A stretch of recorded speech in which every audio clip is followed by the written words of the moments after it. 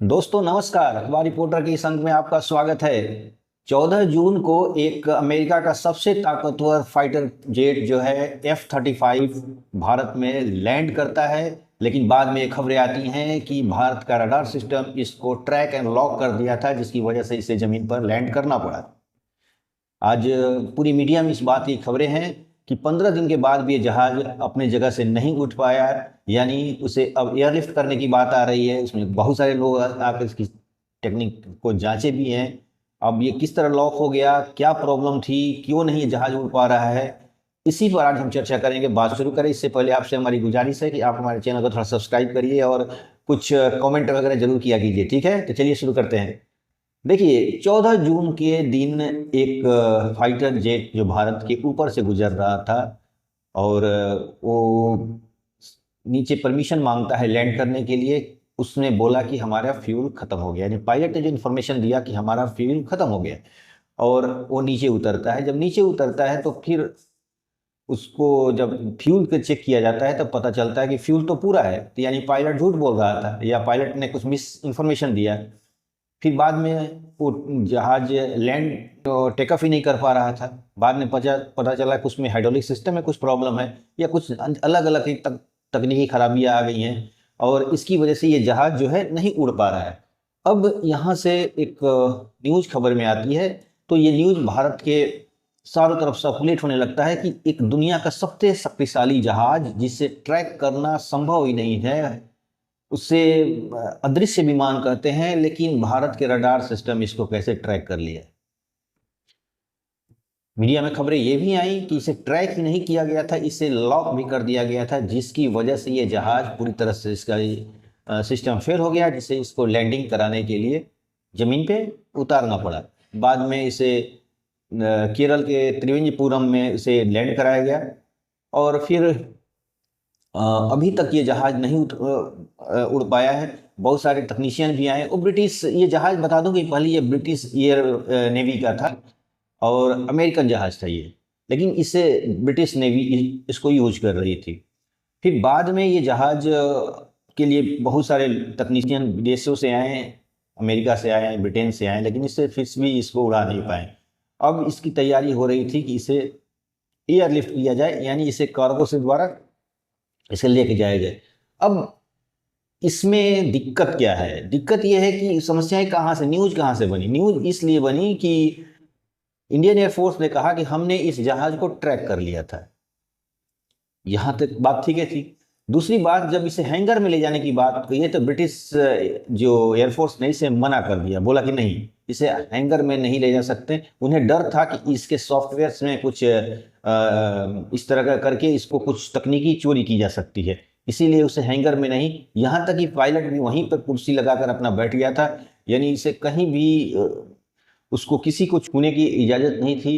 यानी जहाज को एक तरह से पूरी तरह से सिक्योरिटी दे दी गई थी, ताकि वो उन्हें डर था कि ब्रिटिश जो एयरफोर्स था या अमेरिकन को डर था कि ये भारत इसकी कहीं तकनीक को चोरी न कर ले।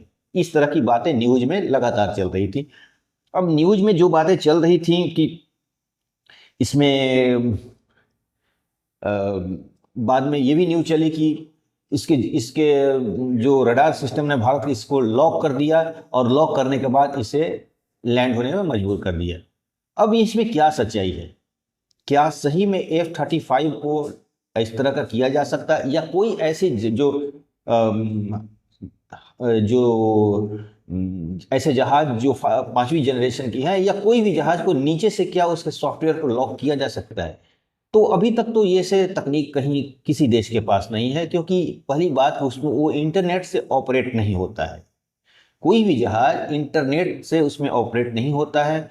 उसके लिए जीपीएस वगैरह होते हैं या दूसरे तकनीक होते हैं, जिससे पायलट अपना कंट्रोल नीचे से कंट्रोल करता है। हाँ, इस तरह किया जा सकता है कि उसके कंट्रोल सिस्टम को खत्म किया जा सकता है, उसमें इंफॉर्मेशन रोक दिया जा सकता है, ताकि पायलट अपना रूट भूल जाए, पायलट अपनी दिशा भ्रमित हो जाए, या इस तरह की कुछ चीज़ें हो सकती है। लेकिन इसमें ऐसे जैसे जितने विशेषज्ञों से के बारे में विशेषज्ञों का कहना है कि इस तरह का कोई सिस्टम नहीं है कि किसी जहाज को हम नीचे से लॉक कर दें और उसे जमीन पर लैंड करने के लिए मजबूर कर दें।